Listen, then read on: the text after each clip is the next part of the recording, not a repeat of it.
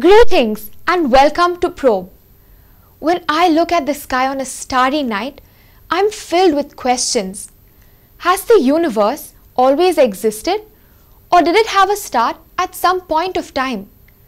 What is the God particle? Can we take the Big Bang theory as fact? Over to Dr. LATHA CHRISTIE and Dr. Nirmala Abraham as they talk about the designer of a perfect cosmos. The Big Bang theory is an effort to explain what happened at the very beginning of our universe. Discoveries in astronomy and physics have shown beyond a reasonable doubt that our universe did in fact have a beginning. Prior to that moment, there was nothing. During and after that moment, there was something, our universe. The Big Bang theory is an effort to explain what happened during and after that very moment. They say our universe sprang into existence around 13.7 billion years ago. If there was nothing before that, then what exploded in the Big Bang? And what is the God particle?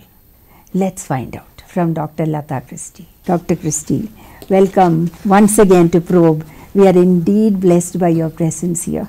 You know, the astronomers in this age of cosmology, they are probing into the forces that shaped our universe using all sorts of giant telescopes and specialized instruments in space like the Hubble telescope.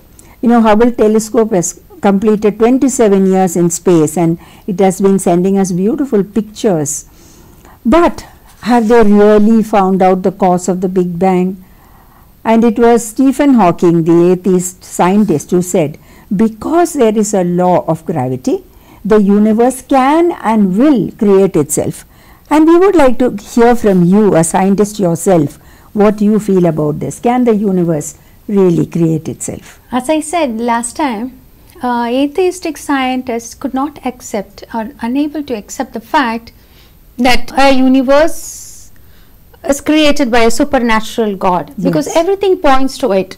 Because at the beginning there was nothing, and then suddenly space, time, matter, everything came into existence. It was not an explosion, as I said, it is an expansion. It's called inflation theory. So it says that in a matter of just a few seconds, the whole thing from a minute point, it became like a ball-sized universe. And space, time and matter, everything came into existence. So now it points to a singularity at the beginning. Singularity is a point where general theory of relativity fails and quantum mechanics fails to take over, because general theory of relativity explains all the big things of the universe. And quantum mechanics explains the subatomic particles. As I said, there are 4 forces, and quantum mechanics explains the 2 forces which is inside a nucleus. Right? So these are the 2 theories which has to work together to explain the phenomena inside a singularity. But what happened before the singularity? There was nothing. Universe came out of something, because Bible clearly says ex nihilo. It was nothing and God created. But how would they account? So they have brought in few theories, like Stephen Hawking brought in Hartree-Hawking proposal. It's called a no boundary proposal.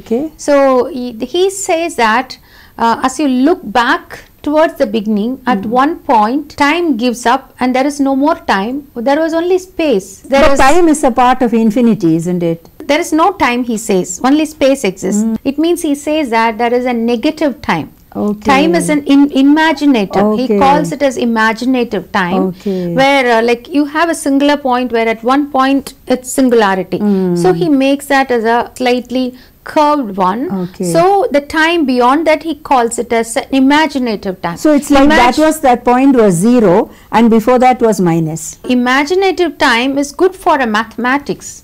But practically you don't have anything called imaginative time. There are another one is called, like as I said, universe out of nothing, which was brought by Cross. He says that was universe was a long-lived virtual particle.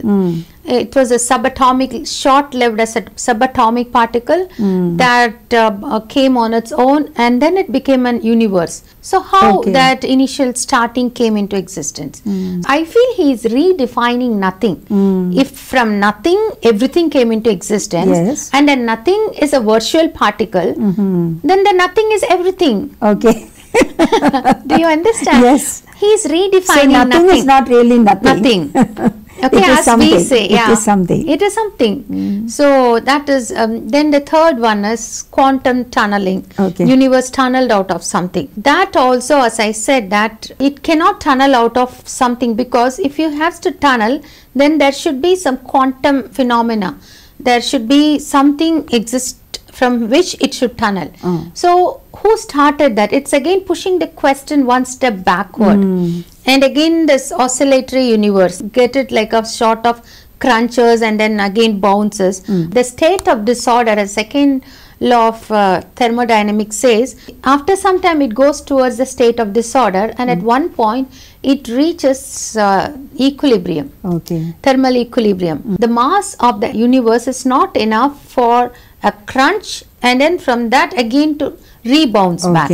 So universe coming on its own as a speculation. Yes, it's impossible, I would say. Yes.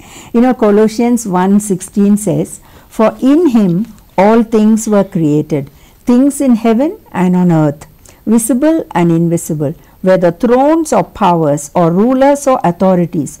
All things have been created through him and for him." Now the scientists in recent days were so excited when they found the God particle, and they said that we would have no galaxies and no life without the God particle. Could this God particle explain our origin of life? This God particle is not a God particle actually, it's called as Higgs Boson. Yes. So for years physicists were in search of, I have written this in my second chapter, page number 18. Actually physicists for years were in search of this particle because this is the one which gives mass to the other particles. We try to see whether they can get the God particle, that is the Higgs boson, that gives mass to the other particle. So that was the thing when it came into picture initially after the Big Bang started, no one knows. But Higgs boson was there, and that was the reason for galaxies, for everything, because that gave mass to the other particles. Then the mass of the Higgs boson also, if you see, it's a great mystery. It's around 126 billion electron volts. That is around 126 times more than the mass of a proton. This is the exact mass which needs the universe to keep the universe at the brink of instability. Stephen Hawking says at one point that Higgs boson could one day be responsible for the destruction of the whole universe if this thing is slightly modified. So the fate of the universe quite sensitively depends not only on the Higgs but also on the mass of one of the top quark. So each and every elementary particle is very, very important. And who gives them these values? Who keeps those values intact, right? Have they ever thought of that? In fact, Stephen Hawking was in search of the theory of everything. Can this theory explain the beginning of everything? Actually, it's not only Stephen Hawking, it's many scientists were after this theory. I would say it started from Einstein. Einstein was after this theory because, as I said, in a singularity, you have to solve both quantum mechanics and also general theory of relativity. And it's like marrying two different realities, and both are so different, and they were unable to marry both of them because one has to account for the big things and one has to account for the small things. At the beginning of the universe and at the black hole, you encounter a singularity because at that point it becomes, space becomes so minute and energy and everything is so huge. So you have to solve both general theory of relativity and also quantum mechanics, but these two could not be married together. That was the reason they were after the theory of everything that could solve both these equations. Once Einstein was telling to one of his physicists called Moffat, "Dear Mr. Moffat, we are standing in front of this huge box. We are trying to break open it, trying to see what is in it, what is not in it. This huge box is the universe." And Einstein tried his best to pry open the lid of the universe, but he could not. That's why people are after this theory, because they wanted to solve that equation. And another great mystery that haunts people is great order and the predictability of the universe, working according to all these consistent natural laws all the time, and it's so finely tuned so that life can exist on our planet Earth. Could you give some examples of this perfect design in nature and also the fine tuning? Yes, the fine tuning is another great thing that grapples the cosmologists. They are after this, they are not able to understand why the universe is so regular, why this universe appears to be so orderly. And because when the Big Bang happened, why didn't it happen in a chaotic manner? Why was it all in order? Right? Stephen Hawking once said, why the universe started with such an exact rate of expansion, even now after so many years, it's still expanding at the same rate. Right. If the rate of expansion 1 second after the Big Bang would have been smaller by 1 in 1 quintillion, the whole universe would have crumbled instead of expanding. Right. It looks as though we are on a knife edge of our existence. Each and everything is acutely balanced. Freeman Dyson says the universe appears as though it is in some sense it's expected that we are going to arrive. And Fred Hoyle says some super intellect has monkeyed with physics, chemistry and biology. Definitely. They are not able to understand who is the super intellect. In fact, I heard this scientist called Dr. Leslie Wickman. She was saying, imagine that there is a lottery in your country and there is this one man who goes and buys one lottery ticket every week, and every week he wins the lottery for 50 years in succession. Every single week one man wins the lottery. What would you say to that? You would definitely say, somebody has fixed it. It cannot happen, it's fixed. So she said, that's exactly what happened in the universe. Somebody has fixed it, fine-tuned it in such a way that it happens year after year after year. Paul Davies also says, is the universe a fix? It's like baby bear's porridge inside that Goldilocks story. Right. It is everything is just right. It's not too hot, it's not too cold. Just right. Somebody has fine-tuned nature's numbers of the universe, as though it looks like somebody behind it is working, and they have fine-tuned the nature's numbers, and that's why Paul Davies says the impression of design is overwhelming, and that's why I said cosmologists grapple with this. Hugh Gross, he has written in his book around 150 fine-tuned parameters that has to be exactly on the knife edge for life to exist, like gravitational constant, like proton to electron mass ratio, proton to neutron to proton ratio, and like cosmological constant that I said, that rate of expansion, and the strength of nuclear force, the strength of force of gravity. There are so many constants which has to be fine-tuned. Not only nature's constant, it's not only in the numbers, it's not only the law of nature, even the position. For example, Earth, our Earth is exact mass. If it would have been little more, it would have been like Jupiter. The atmosphere of the Earth would be like free hydrogen, more of free hydrogen. If it would have been little small, then it would be like Mercury with no atmosphere. And then the distance from the sun. So that is also the right place. It's called habitable zone. So if the distance from the sun is little more, we would freeze to death. The water cannot be in the liquid form. So the exact position and the exact thing. And even you see in your DNA, if you take one portion of your DNA, the information contained in the DNA, it's almost ushers us into miraculous. It's beyond a reason. Someone said even the greatest software cannot have any of such information, little bit of it, because in a little dot of the DNA you have 3.1 billion bits of information. That's greater than all the libraries in the world. Yes, your DNA tells who you are. How about you? It's a complexity not born out of randomness. It's a complexity that is sophisticated. That's why Francis Collins says page after page after page, if you see the DNA, you just wonder, you're getting a glimpse of God's mind. Yes. And you know, Absolutely. it has made of 4 like ATGs, adenine, guanine and cytosine, and all these things like thiamine, all these things, like how you have in a software 1010, and how the arrangements of that Right. will determine your computer program. The same manner, arrangement of this ATGC determines the information. So it's really miraculous. One question you asked me, like I had an experience of pneumonia Right. where I met Jesus in a deathbed. Many wouldn't have had such experiences. So you asked a good question, like how many people do not have such experiences? Can How will they know? experience God? How will they know the existence of God? Yes. That is the reason Romans 1:20 says you are without excuse, because every of the things, nature points to a designer. Right. Nature points to an intelligent designer.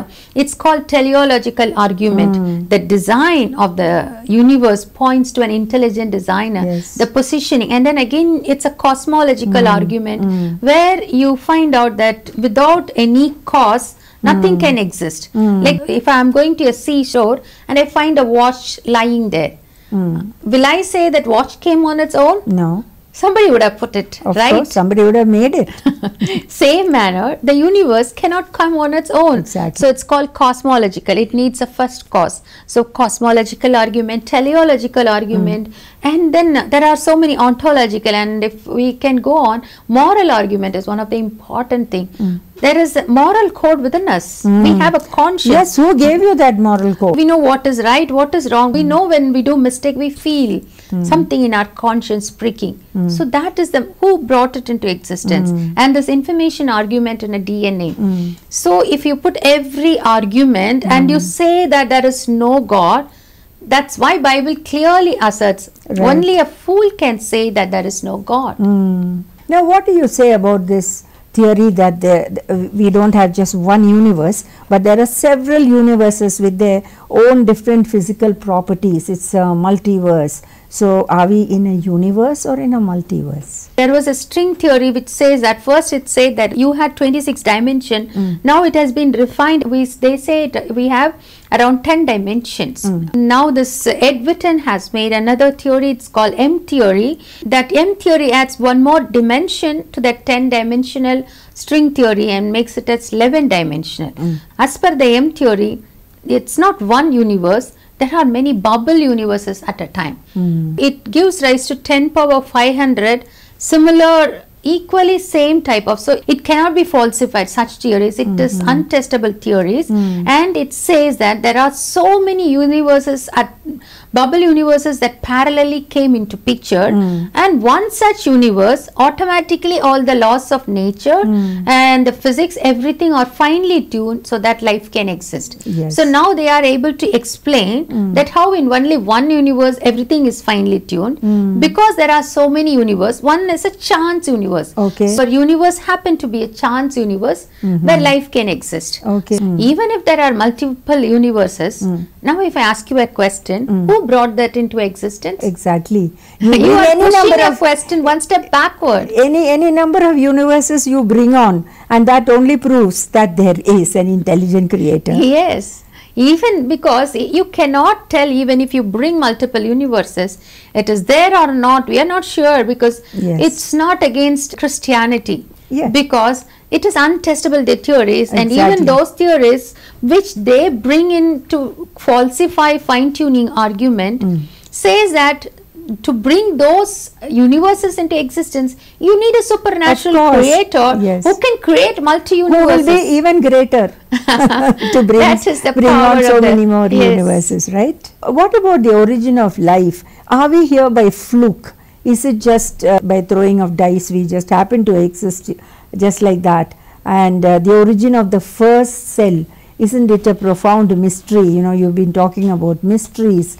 So tell us something about how the scientists explain how that first cell originated, because there was no life And just from non-living things, how could a living thing just come up like that? In those days, people believed actually when you keep a bunch of garbage for a long time, Yes. from there little insects used to come out and then rats coming out. So Right. seeing that, they thought that life is coming from non-life. And also if you see that closed, if you see some meat and broths, close and keep.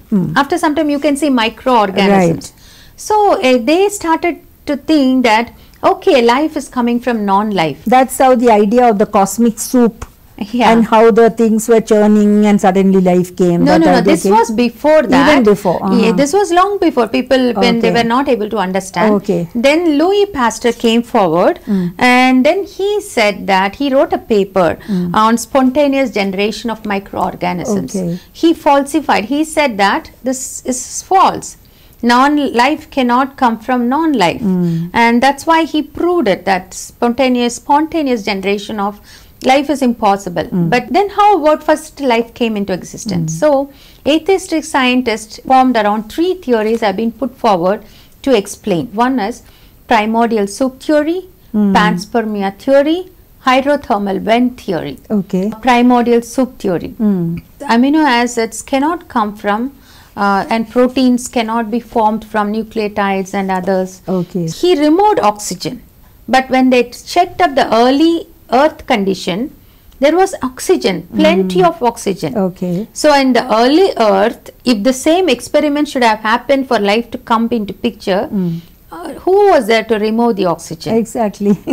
Okay.